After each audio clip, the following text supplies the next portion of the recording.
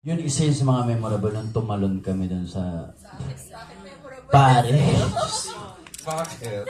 40 feet yun, tol. Imagine mo, Paris. Tsaka, sobrang takot ko sa heights kasi. Di ba sa aeroplano nga? Okay.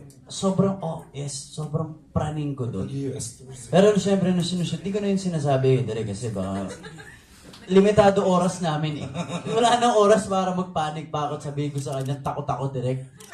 So, nung araw lang na yun, nung dumating ako doon talagang pinatay ko na yung mga emosyon ko. Tapos, alam mo, ang taas-taas, tapos kailangan mo maglakad sa kahoy. Hindi yung ang taas, tapos tatakbo ka, tatalunin mo. Hindi, maglalakad ka sa kahoy, tapos parang dangling ka lang doon sa gitna.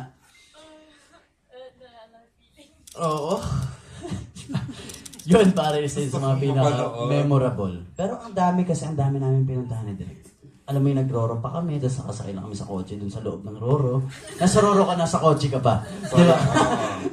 Ang galing lang, ang dami naming adventures talaga. On-cam tsaka off-cam eh. Di ba? Ang dami namin pinuntahan sa Cebu and sobrang saya nung pelikulang tong gawin. Ang daming realizations, ang daming adventures, and grabe yung bond na nabuo lalo na. So, yun sir. Ang babait ng mga taga Cebu, sobra, no? Mga tao from Cebu, sobrang nice. Kat!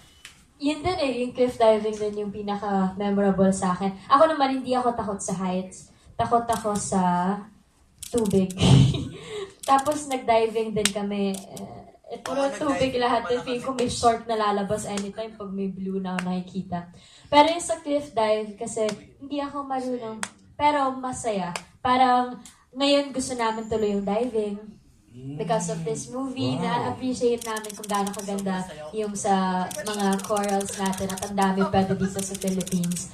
And yung sa cliff dive naman, yung next mission ko pagawa kay DJ, skydiving naman kami.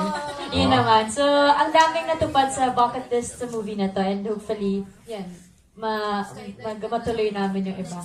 Skydiving! Or yun?